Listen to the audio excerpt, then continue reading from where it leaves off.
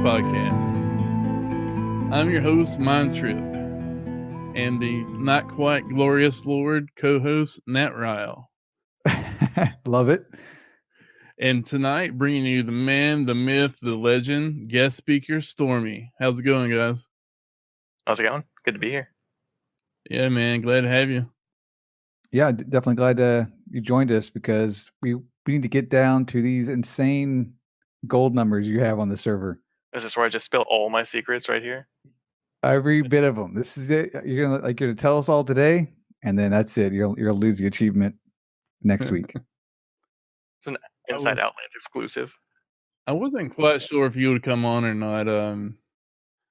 You kind of seem like a secretive guy, and just a disclaimer to everybody listening: I did not ask him to spill any top secrets he has.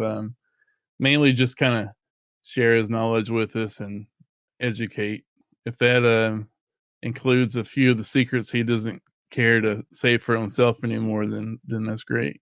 Let's get into the news. Let's do that first before we tackle what Stormer's doing on the server. They did a dev debrief before we started this show and kind of covered a little bit of what we did last week, mainly them tackling the lag. The most interesting thing that I heard so far, I haven't finished it yet, is Jaden thinks he can remove the time on saves completely. Well, so that's unheard of. I know saves. I was just on another shard a couple weeks ago, and it was 10-second save, something like that. And our shard right now is like 1.5 seconds. I'm assuming that would only get worse over time once people get the bigger houses with more shit in the house and more stuff in the game world. He said there's like 1.8 million items in the game. Already? Already. Wow. Over 1,700 players. What else did he say they had? Like 9,000 accounts, something like that. Some crazy numbers. They have 50,000 visits per hour to the website, which is why the website was being hammered so bad before they gave it its own server. We all needed some patience, but they fixed lag. The website's running pretty fast now. I think the last thing to get going is the patch server. How crazy is that a 20-year-old game on a private shard is getting that kind of traffic? I think it's unheard of. Well, for sure. I don't think they realized what community was left in UO. And I think people are pounding the drums and calling their friends and saying, this is legit. It's time to come back and play.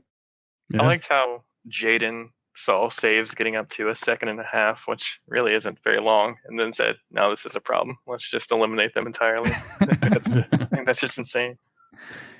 Yeah, well, when you're playing, you notice it. You'll get a little hitch. And it's not you, it's the server saving. Yeah, I'm sure the PvP guys won't complain if he shortens that time. No, not at all. Pretty awesome. They also said they're getting Classic UO is about to hit their first big milestone. They're calling it the alpha milestone when they're ready to actually put a build out for player testing.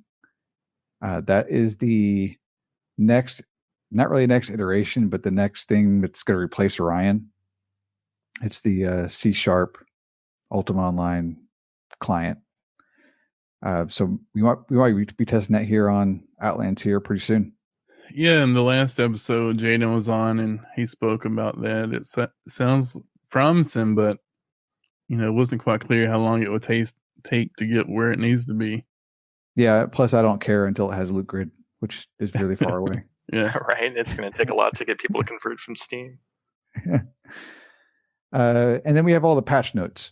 So as long as we have Luthien coding for us, I think we will always have news because there's always going to be a shit ton of patch notes.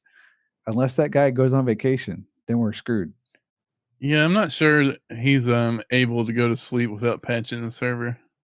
I wake up at like 6 a.m., 5 a.m., check my phone, and sure enough, I get to read every morning a set of patch notes. Yeah, they put in a jail system, which is kind of neat. I hope I never have to visit that. Anything else big? Oh, the interior decorating tool. Have you played around with that yet? Is it in game yet? I think it is. It's not in game yet. Oh wait, it is in game yet. It is in game. It's now for sale on the Architect vendors. You know, I'm familiar with the tool. Essentially, you can, you know how like when you drag a chest around, sometimes it'll face like east and sometimes it'll face south. Right. So with the tool, it gives you complete control over the way you rotate and change the different axes. You know, you can lift an object up and do some pretty cool stuff with it. But it's just a better way of decorating. Yeah, the other big news item I saw was that event scripting tool that he's putting in.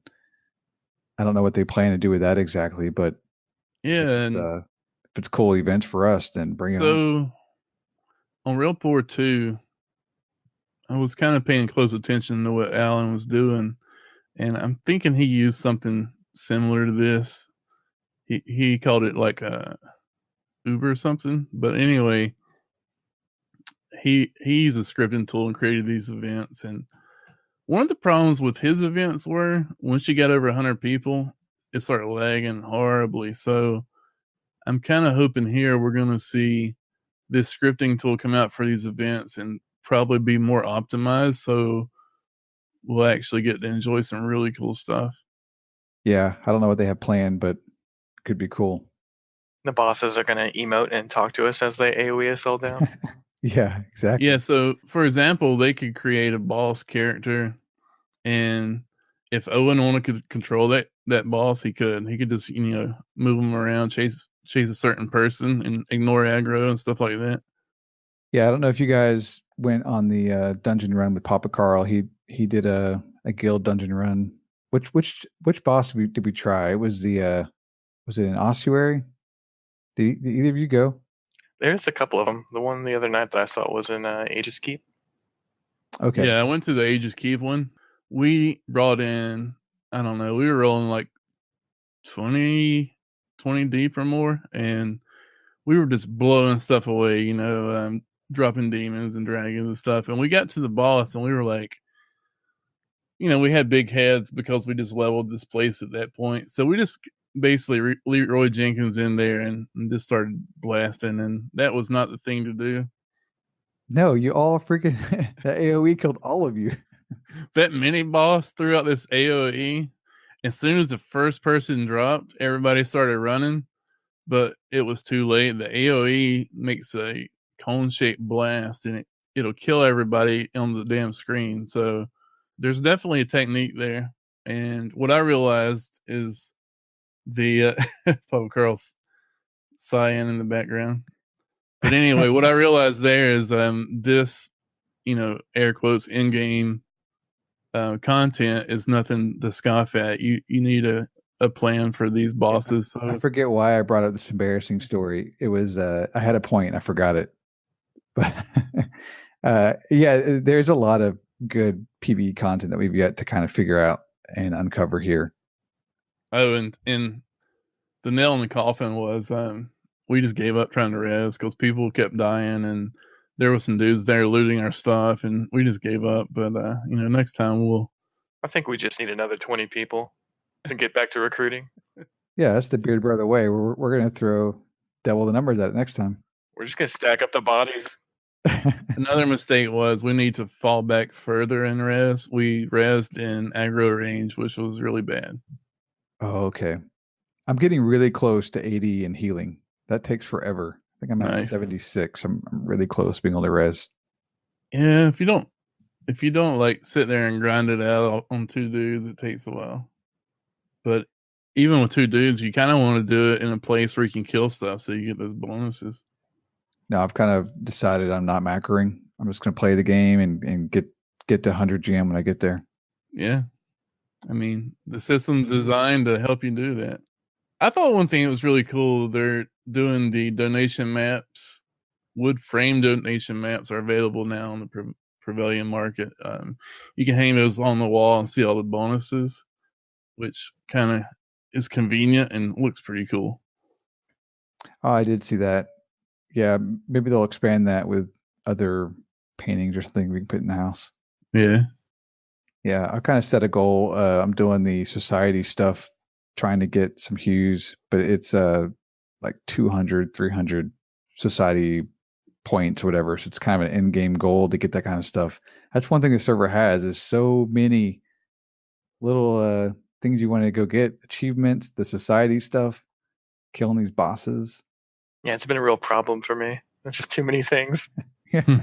The big house you want to get, all of it's a gold and or time sink. The society stuff's pretty neat though. I think I hit 30 points in the last couple days. Nice. Yeah, it's double this week, right? Yep, I won't get that much next week because I'm doing all the easy stuff. So let's move to Stormy. Stormy, we brought you in here because you are the number one gold earner on the shard. Tell us everything. Tell us, share with us what's the build you're taking out, I guess.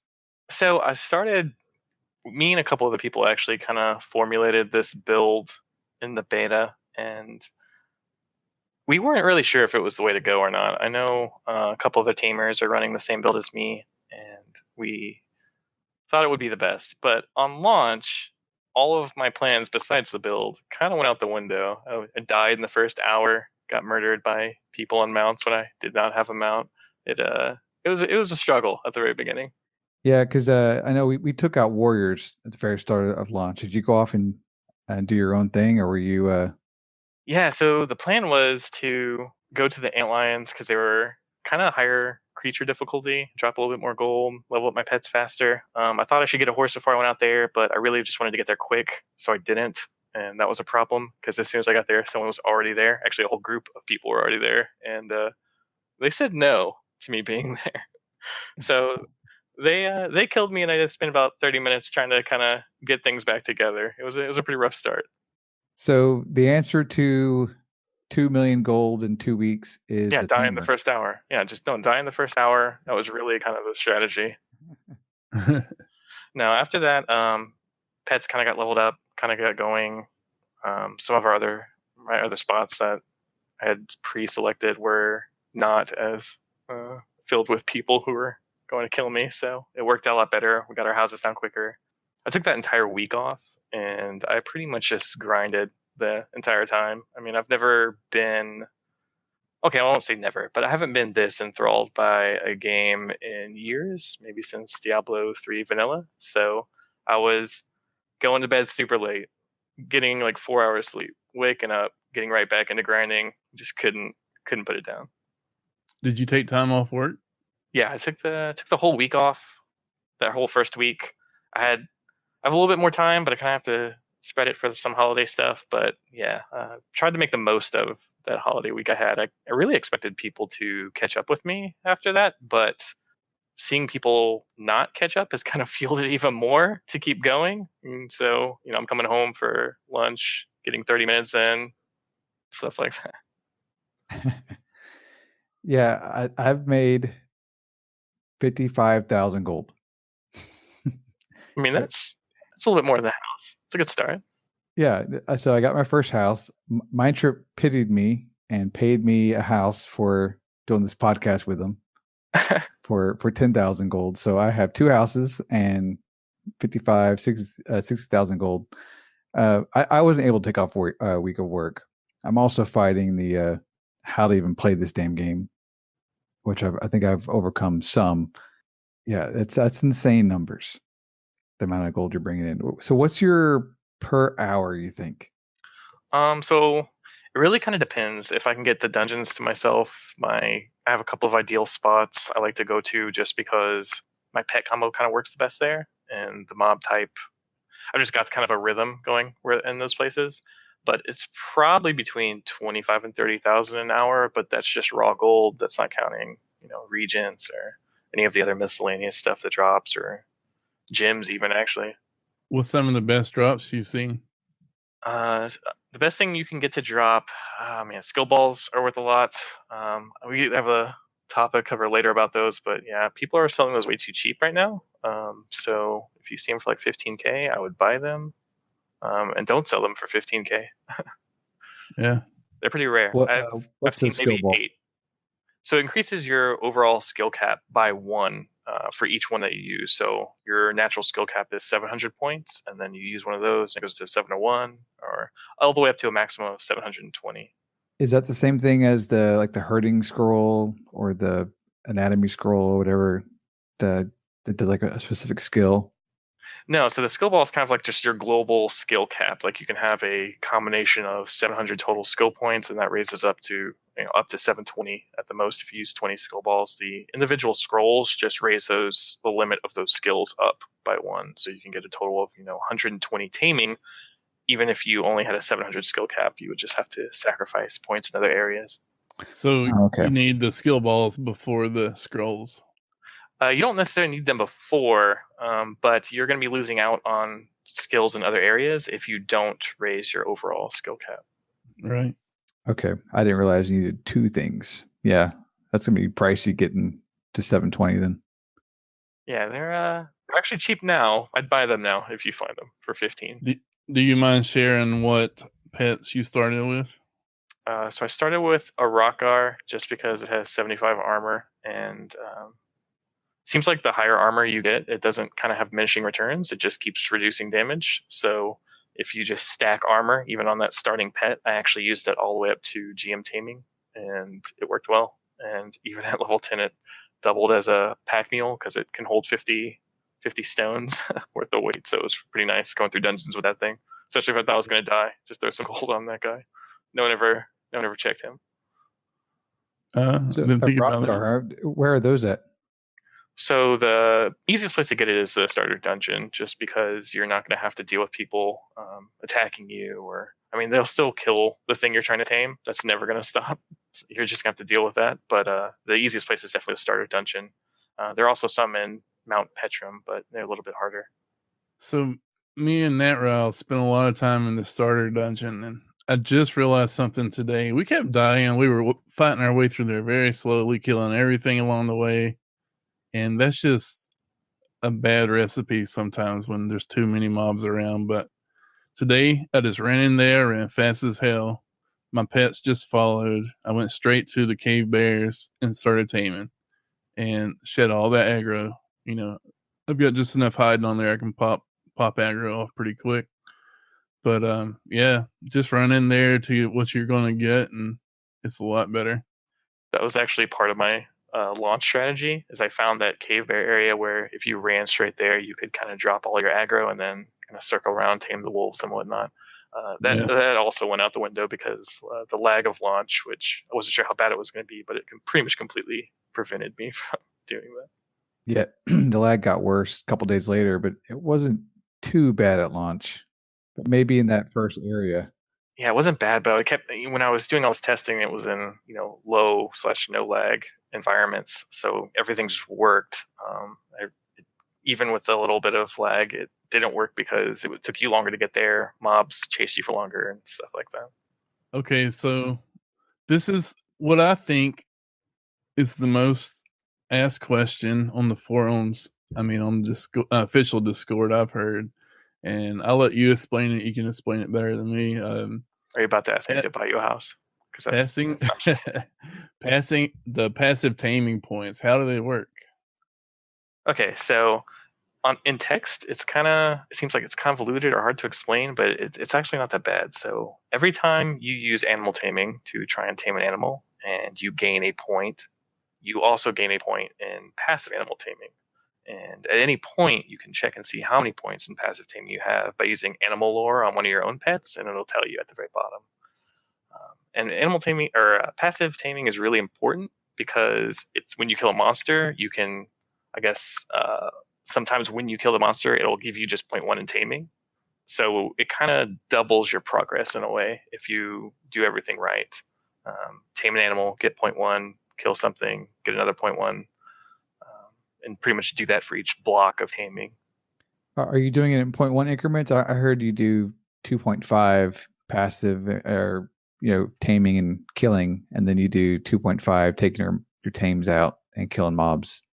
Yeah, so what you want to do is the first block of taming, so like 50 would be the beginning of a block. Tame as much as you can until you go stir crazy, ideally up to like 52.5. and then go out and kill everything and get up to 55. And the reason you want to do that is you have the lowest success chance of taming something at 50 if it's a 50 minimum required taming, and so you're not going to tame it as often, and therefore you'll be able to get more gains off that one animal instead of searching for more and more animals. Because if you tame it on first or second try each time, it's going to take you much longer to actually raise the skill up. Right. You have to kill it and then go find another animal. At low skill levels, you can gain a lot of points off failed taming on one. I think it doesn't matter how low your chance to tame is. You always have a chance to gain the same as any other, no matter what your success rate is. So the lower chance you have to tame it, actually, the better it is for you to gain skill. So I've seen 2 taming guides. One had you focus on dungeon tames, and one was kind of more leaned towards taming out in the wild. What's kind of your preferred way to do this to find your tame mobs?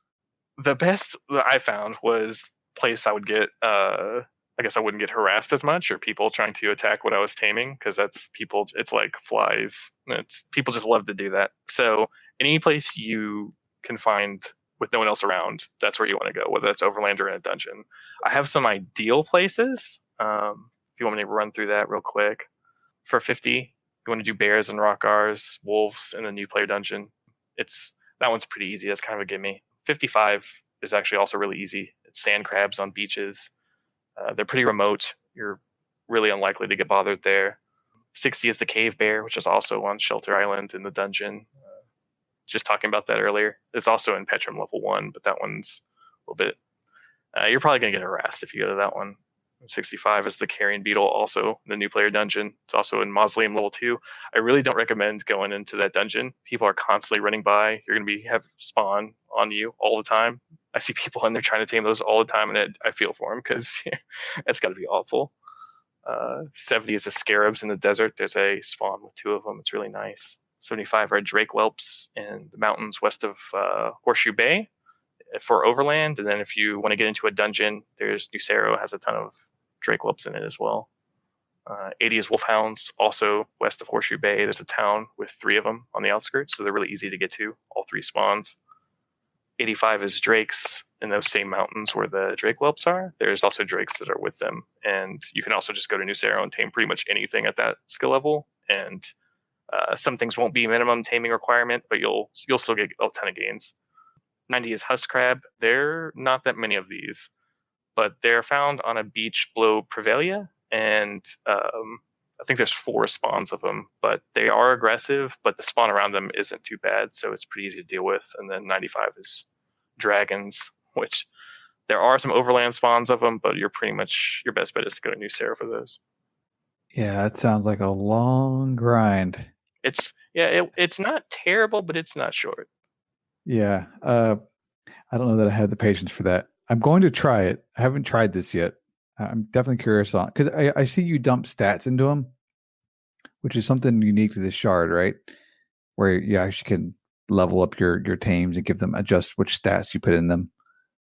Yeah, you get to kind of pick and choose what you want. It's a really customized system. Taming and other places, you just have the pets fight stuff, and they kind of gradually level like a player does. But here they actually get experience from stuff that you kill, which is really cool. And you level up what you want to level up and kind of focus on where you want to. So if you want them to have, more dex or whatever, you can prioritize that. So let's say you've tamed a bunch of stuff at 50 and you've killed them and you're at 52.5. And do you go get fresh tames and then kill things for 2.5 points and level them up? Or are you able to keep mobs or keep tames stashed and use them for the 2.5 skill gain? I'm not making sense, but I'm trying to think of would you level up your rock gars and then stable them and bring them out again for the 55 to fit the 60 grind? Yeah, so what you want to do is take the time to get a solid kind of starting group of pets, whatever that is. Mine was a rock gar and 4 familiars. But whatever you want to start with, make sure they have good stats. You can animal lore them before you tame them. Make sure they have the stats that you want for melee. You want damage, wrestling, dex. Casters, you want Magery, eval, and actually dex as well. But yeah, get a good starter pets. Get your 2.5 taming, and then continue using them for a while. they gain experience faster for the lower level pets, but not fast enough that you really would just want to replace them constantly. It's better that you keep the group that you have for a while until you get to a level, maybe like 60 for imps, that it's going to be pretty big DPS increase or survivability increase. So I'm using a rock level 10 rock guar and 4 level 10 familiars. You think I should dump those familiars? Change out the familiars once you get to imps for sure, but yeah, they'll actually last you a good while at level 10 for sure. Yeah. How long did it take them to get to level 10? So the lower level pets, it's kind of a 1-to-1. If you, and this is kind of a tip for farming, if you animal lore a creature, it tells you its monster difficulty. That's a really important number. It's a factor in loot, all kinds of different equations with like barding, experience gain for pets, or aspect even. So that's going to apply to pretty much everyone. And it's pretty much a 1-to-1 for those lower level pets for experience to creature difficulty. So they level up pretty quick. But the higher level pets, they only get a fraction of that. So it's a little bit slower. Oh, okay. Gotcha. But yeah, getting a full set of lower level tames, level 10, it just kind of depends on the creatures you're killing, the creature difficulty that you're killing, how fast you're killing them. I don't remember how long it took me. I'm sure it was a few hours at least. You do switch out your set of 5 or 3 or 4 pets, however much your control limit lets you have every 10, 20 levels or so. Yeah, 20 levels is about right. It's kind of the DPS gain makes it worth it. There's a spreadsheet with all of the tame creatures in the game and kind of roughly what their output is. You can see it's not exact, but it'll give you a good idea. I changed to imps just because seems like the next logical upgrade, going from familiars to imps. They're at 60 taming, and then from there I went to searing imps, really unique. 20 taming later, and then from there to aegis imps. So pretty much sticking to the imps for now, just because I found that the ranged casters just give me more flexibility in dungeons, even if my template is kind of geared more to having melee pets. Okay, so you have 1 melee and 4 mage ones? Yeah, so I have the one melee. He's the tank. He hopefully absorbs all the damage. Sometimes it doesn't always go that way, but he hopefully absorbs all the damage, and then the ranged pets are free to just lay waste to everything. There are tons of all the mobs in here have unique attacks, unique abilities. It makes it really interesting. I think they said there's something like 1% of the population is red. I think that's because everyone's finding PVM so interesting. But yeah, the mobs have unique abilities. A lot of them are point blank AoEs, and so I found that having the imps kind of is a way to get around those abilities entirely. Is just to have those kind of safe in the back. And you can control which pet runs in to get aggro, which pet hangs back. Yeah, so you can kind of, if you're really careful, you can always control the situation. That's really what you should be trying to do as a tamer, is make sure what you want to be taking damage is the tank pet, and that you and your imps are not taking any damage. So you always send the tank pet in first. Actually give it a second, because sometimes monsters aren't completely locked on right then. In fact, when you tell it to go in and kill, they're actually locked onto you. So don't run in with it. Let the tank pet go in, hit it a couple times, and then chasing after it and start whacking on the monsters. So, do you recommend people go up to 120 taming? Yeah, right now, I'm not sure. I'm not there yet. I know there is at least one person who is, but right now, I'm at 111.3. It seems like most of the pets above 100 are kind of prestige pets. They do a little bit more damage, but mostly they're kind of flashy. Like a phoenix at 120, that's going to be pretty cool. But is it really going to make you farm a ton faster? I actually think a phoenix would be a downgrade from my current setup. So I'm debating not going to 120 at all, but we'll just have to see. I'm kind of hopeful that maybe some of the pets at the upper end of the spectrum will get buffed. But for the other tamers who are kind of looking at the price of taming scrolls, saying, do I want to spend, maybe $1 million plus gold getting all the scrolls to get to 120 lore, 120 taming? You don't need to do that. You will farm just as effectively at 100 taming as you will at 120 right now. So your stable slots are based on your animal lore, correct? Yes. So you will get a couple more stable slots, but I think there's a couple you could do. Definitely a melee group of pets and then a ranged group of pets, and so even with 113 lore that I have now, I filled it up, but there's so much I could get rid of that I really haven't needed all of the slots anyway. Yeah. All right, we have a question from Twitch. Do you upgrade in a balanced fashion or dump a lot of points into one or two stats? So when you upgrade pets, the first 5 clicks, I guess if you want to call it that, are 1 for 1. You get 30 points when you upgrade a pet, and the first 5 clicks it uses 1 point, and then after that it starts using double. So it's more costly to kind of dump everything into one stat. For pretty casters or melee, you always want to go at least 5 clicks into everything that's going to help your damage. So Dex, Magery, Eval, at least 5 clicks into all of those. For the lower level pets, you want to max Magery after that, and then surprisingly Dex. And then for melee pets, it really just depends on what scales the best. Some pets have really low wrestling, and it's percentage based, the upgrades, so you kind of may want to lean more towards damage and Dex on those rather than putting everything into wrestling. But yeah, always a balanced approach, and then the throwaway points kind of max whatever skill is best for that particular pet that will scale the best. It just kind of depends on the pet at that point. We had another question too. So you mentioned the upgrade for your imps. What's the next upgrade after Rockgar? So there are a couple. I really don't like the 2-slot pets. I see a lot of tamers using like scarabs and stuff like that, and using those as tanks. And I really wanted to stay away from that as long as I could. I wasn't entirely sure if I'd be able to get away with the 1-slot pet for the entire way, but it turns out I could. So I did not upgrade the Rockgar until GM Taming, and I got an Aegis Scorpion, just because it had 75 base armor, 100 base magic resist, and then I thought the poison would be pretty good, but I think I overestimated the poison damage. Oh, wow. So you took him all the way to GM? Yeah, the Rockgar lasted me all the way to GM, and I thought he'd kind of be my weakness, but no, he held up really well actually the whole way. Maybe too well even. Yeah, it sounds like maybe that might get balanced later. We'll see. There's another guy in the guild that's using him, and he took him all the way to GM Taming, and he said that the hit points aren't terribly high, but there's so much armor there with a few heals you can really keep them going.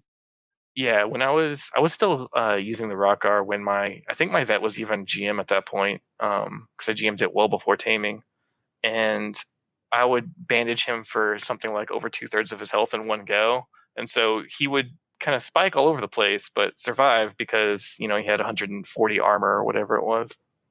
Okay, we got another question from Papa Carl. It's a good one.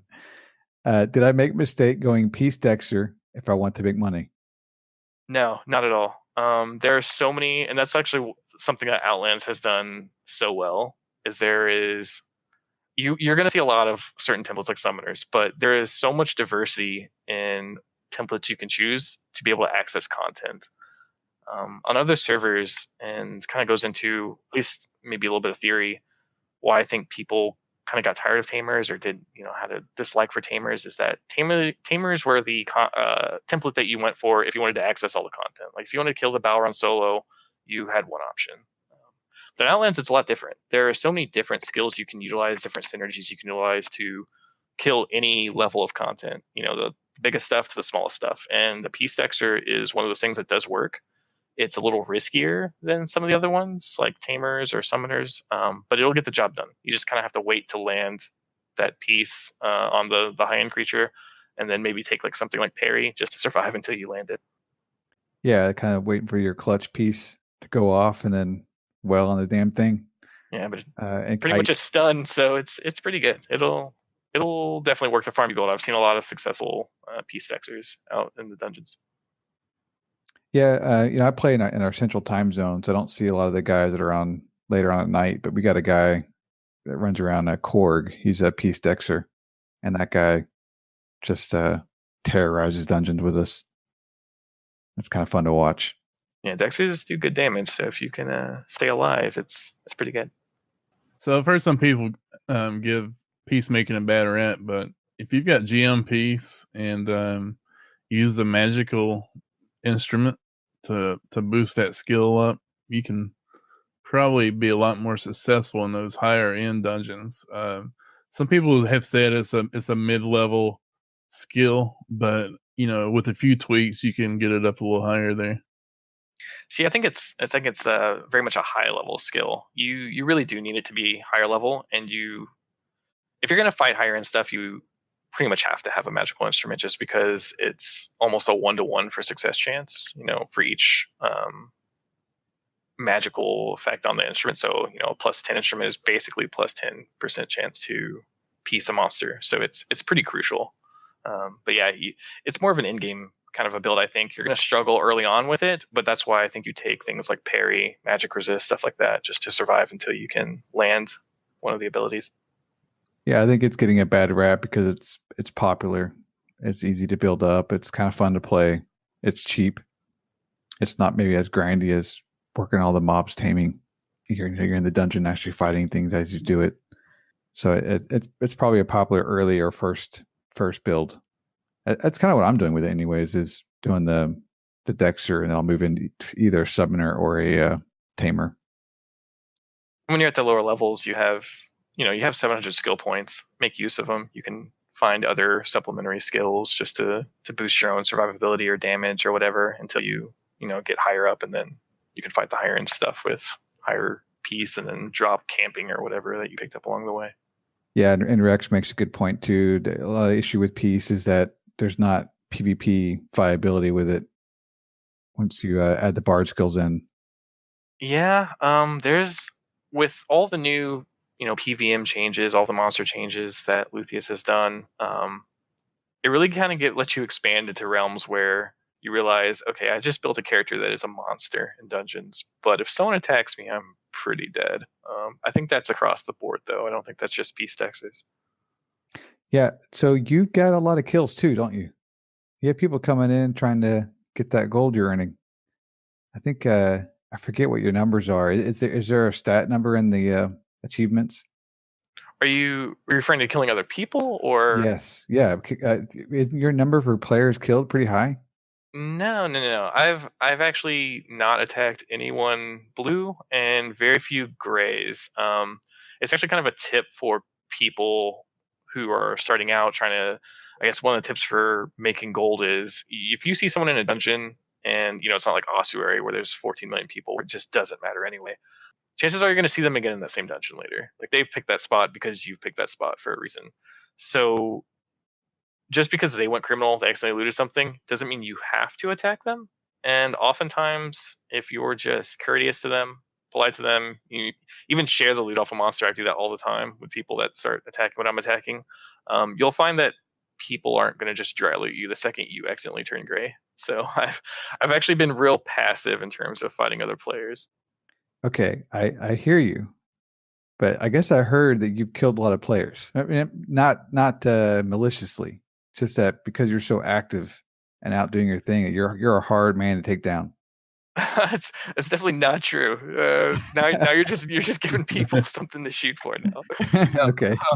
I was grouped with a streamer the other day, and we were in ossuary for the skill game because he had just started late. I was kind of helping him out, and we were just getting grief left, right, and center. It was bad. It was the worst gold per hour I've ever seen. I tried to explain that to him, but he was dead set on the skill gain chance. But yeah, someone went gray because he died and they looted him, and I chased that guy down and killed him. And then his friend kind of did the same thing. He was gray, and I chased him and killed him. But for the most part, that's most of the PvP I've been involved in so far. I've tried to make as many friends as I could and less enemies, just because, like I said before, you're gonna see those same people in the same dungeon all the time. And I'd rather they at most be neutral, if not friendly. Yeah, that's the stance I've had anyways playing so far, is I'm not going to really mess with you until you come mess with me first. But then again, I think I've won one fight. So and I'm not in the dungeon as much as you are either. So yeah, and ossuary, it's all off though, man. Someone turns gray in there, there's no friends. There's only enemies. Yeah, I've died Yeah. accidentally turning gray several times in there. Yeah, it's no joke. You go grave somewhere and it's like they just detect you. I do think the accidental graves are better now that some changes have been made. It doesn't happen to me quite as much. Yeah, you gotta be really careful about it. It's something I'm kind of worried about. I think they said that in a dev interview today, that it's so easy to accidentally loot a corpse that isn't you don't have looting rights to it and turn gray. I don't really know if a good way to fix that, but it's something that a new player would definitely find pretty jarring when they accidentally looted, some nightshade and then got pummeled by 14 people. All right, let's move into some other topics we have here. What about the economy? What should we be selling?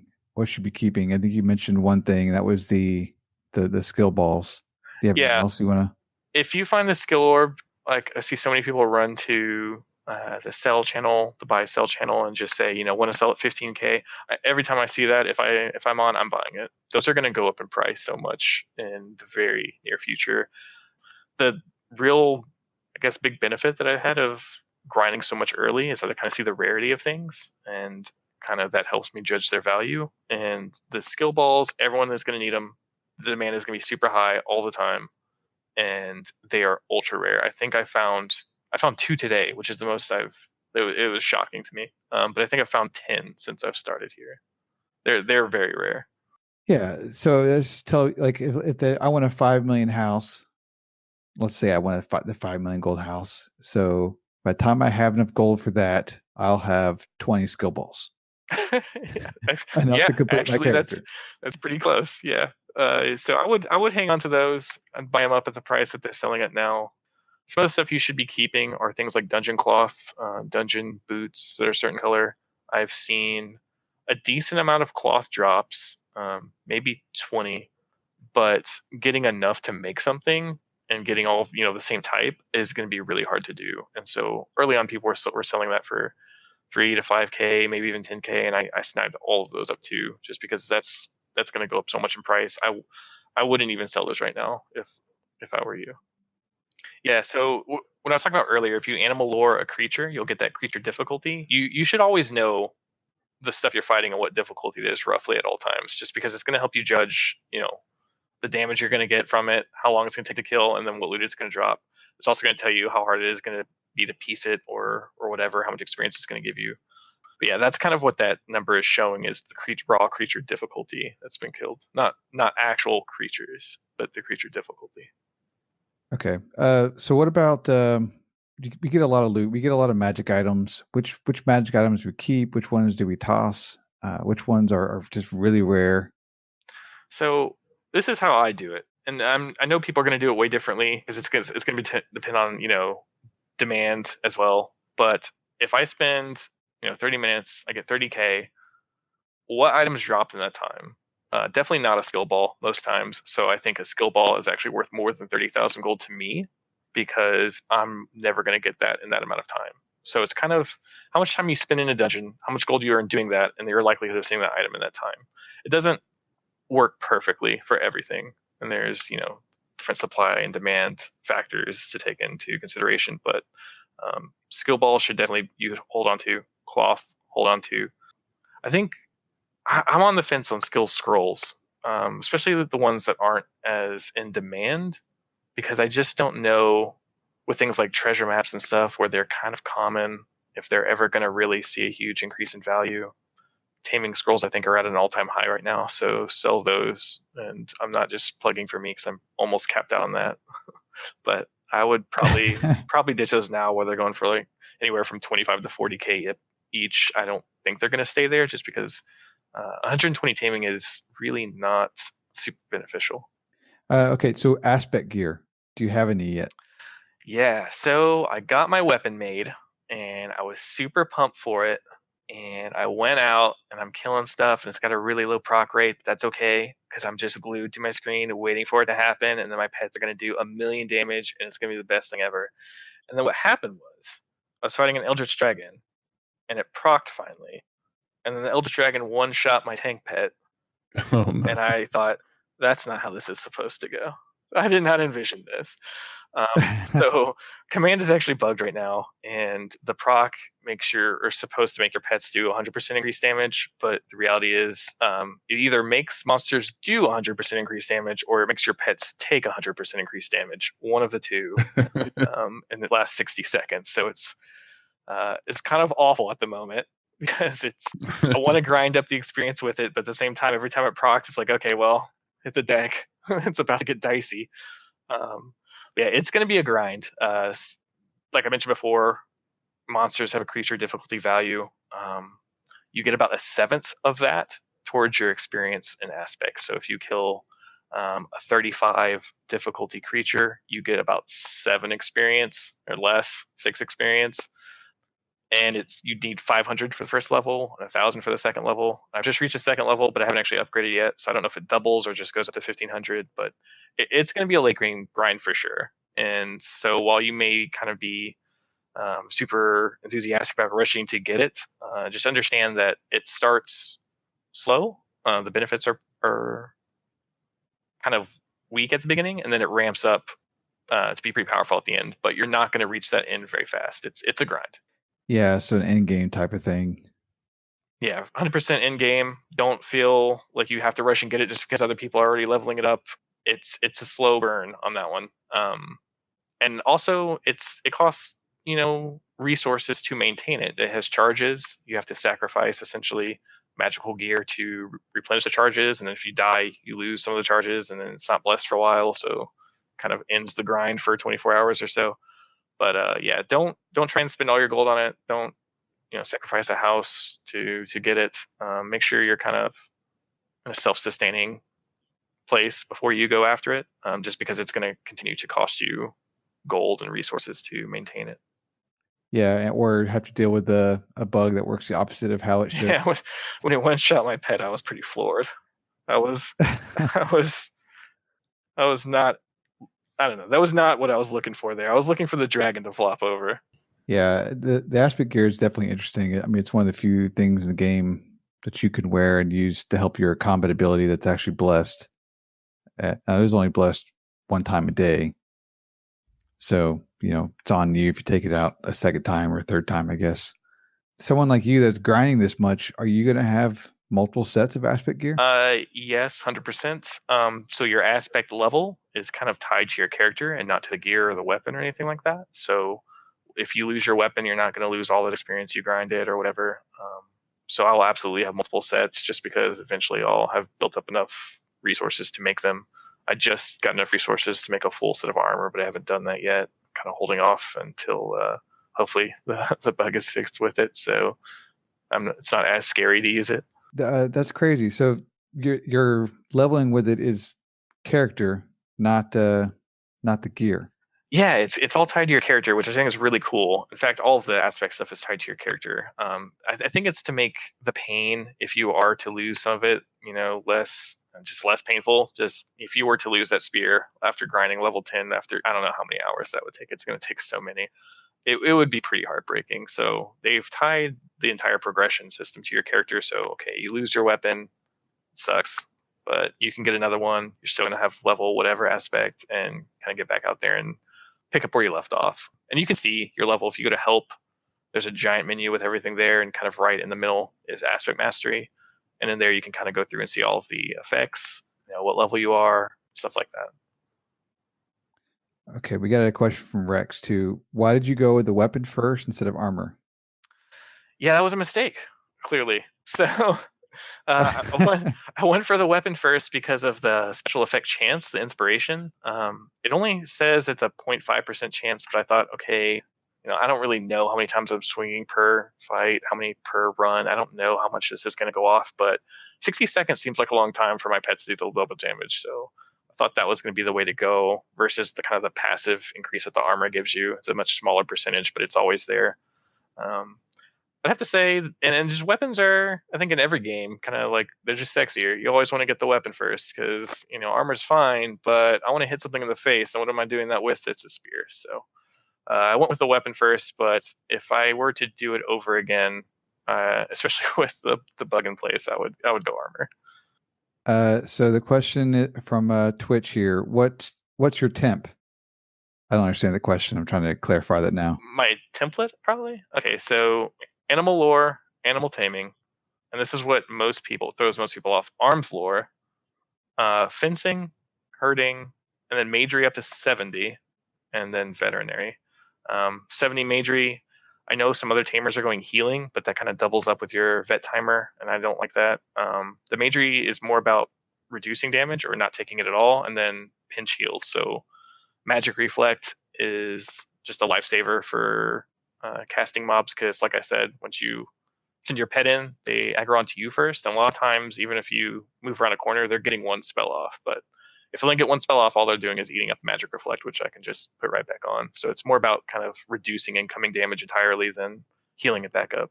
And on this server, casting Gate isn't very important for a tamer, huh? No, your pets will follow you with recall, and they'll follow you with camping too. So you don't need gate at all. So the 70 Magery is just to make sure 5th level spells never fail. And which 5th are you using? Magic Reflect, anything else? Magic armor, and then greater heals, wall of stone if you're an ossuary and people are trying to drag stuff on you, and then teleport if you're also an ossuary and trying to go through all those one tile corridors that are. Oh, yes. And Phoenix says, "God, you sound like a loot pinata." Yes, all the time. If you see me, no matter where I am, I always have 14,000 gold on me. We got another question. What are your stats since you're taking Magery? How are you balancing decks? Yeah, so I've debated dropping a little bit of dex to pick up more int, just to pick up like another greater heal, because there are situations where I really come close to dying. I could use the extra mana, but I'm going 100 strength, 100 dex, 25 int, like a pure dexer stat setup. But I'm running mostly leather armor, except for the chest, which I'm using anything from ring to plate. It gives me a ton of AR, doesn't hurt my med too much, but oftentimes I'm able to cast 2 greater heals and not very long a 3rd one if I need it, which I do sometimes. But so far it's been good with just the 25 in. Can you actively meditate and like ring-mail, chain-mail? I have 0 med, so I don't actively meditate ever. But Right.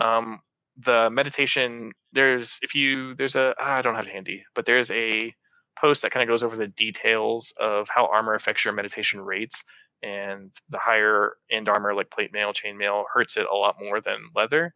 So Right. even though I only have the 25 and the 25 mana, wearing leather kind of offsets that a little bit, and I'm able to recover mana decently quick even with 0 med. So I think what we're going to do is in our show notes we'll have your build in there, and if people want to reference the show, they can go see it. Sure, yeah, I can send you a screenshot or something. Yeah, if you don't mind.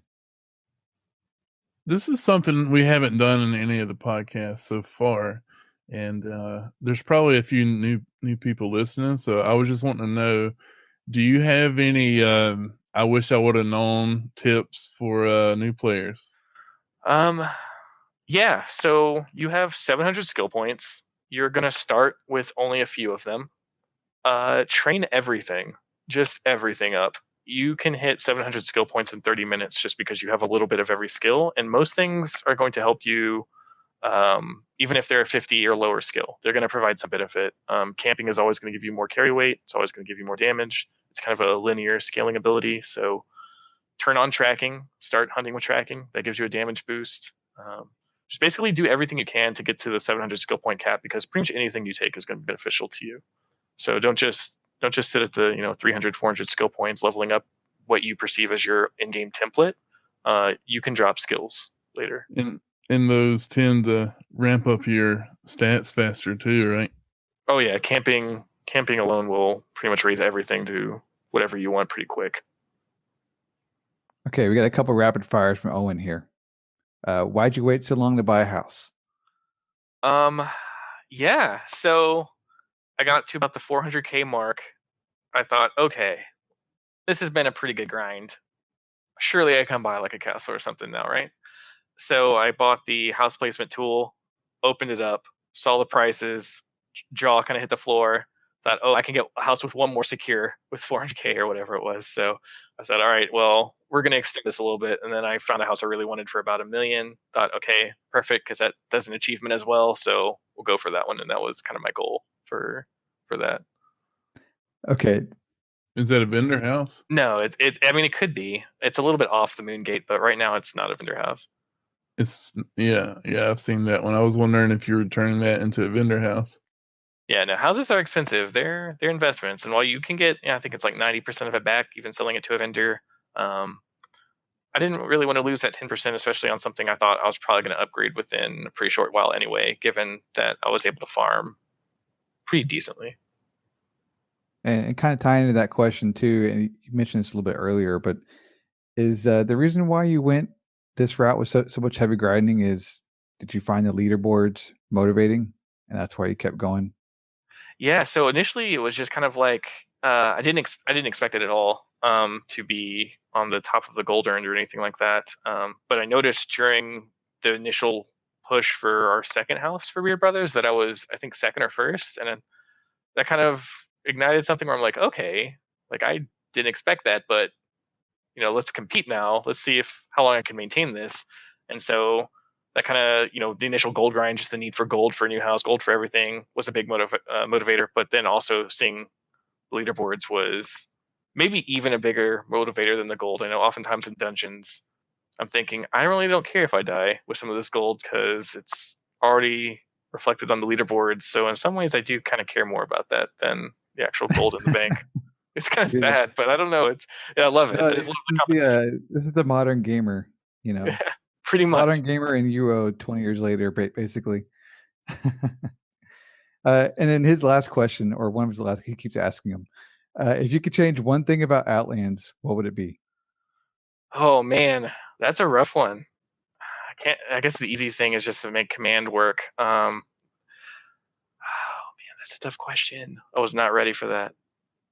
Okay, we'll ask his next one. The one thing I would change about Outlands is maybe a more streamlined upgrade path for houses. I'm still kind of floored. I think people are going to see how the housing prices and kind of their eyes are going to go wide. And I think maybe the carrot is too far out there for them to keep chasing. And so maybe, I don't know, it's probably too late now, I guess, but housing prices maybe just a little bit too high for some of the middle stuff. The high end stuff being, 40 million or whatever is fine. But okay, his last question. When can we expect your crafting empire to take off? Oh man. So I was on the fence about this for all of beta because I've always kind of been the crafting guy. I did actually very little PvE, almost no PvP, just made a GM of every crafting profession and then got vendor malls everywhere. And in fact, on IPY2, it was so competitive that people wouldn't want to buy from me because my vendors were everywhere. So I leveled up a second crafter to GM blacksmith that no one knew about. So I was competing with myself and no one knew it. So I could have more vendor malls. I was all about the crafting, but going in, I thought, my job that I have now is much more time consuming. I don't really have it in me to sit there and hit a mountain for 8 hours a day. I can't do it. Like I really enjoy killing monsters ever since I made the tamer on UAC2. So if I make crafters, which I did make one, it's pretty much gonna be stuff where I can just kind of buy the materials like alchemy or inscription, which I GM'd the other day. Yeah, I don't think I'm gonna go crazy with making a blacksmith and carpenter and tailor, which I've heard tailoring is a pretty rough grind. Yeah, you kind of fell right into his second part of that question was, will you use your wealth to fund your empire? Which it sounds like that's kind of how you're tackling it. Yeah, totally. Anything that's like, I guess, I don't know if you want to call it like a pay to win craft, like alchemy, where it's just a matter of getting regents or. Yeah, Black Dragon is saying this here. You can buy all the ingots. Well, if you can find them to buy. Oh man, I know you can, and the price of those is probably only going to go up. So yeah, it's one of those things where it's like, okay, how much time am I going to spend every day crafting katanas to ever offset the investment, which is probably going to be 1 million gold or more. I don't know. It's going to be a lot. I would rather be in, killing something. So probably not going to go crazy with the crafters again. So if you're hoping I would, then sorry. All right. As usual, I hate to shut this down because it's like the more we talk, the cooler the conversation gets. But I think we got to wrap this up. Mind Trip, you want to take us out? Yeah.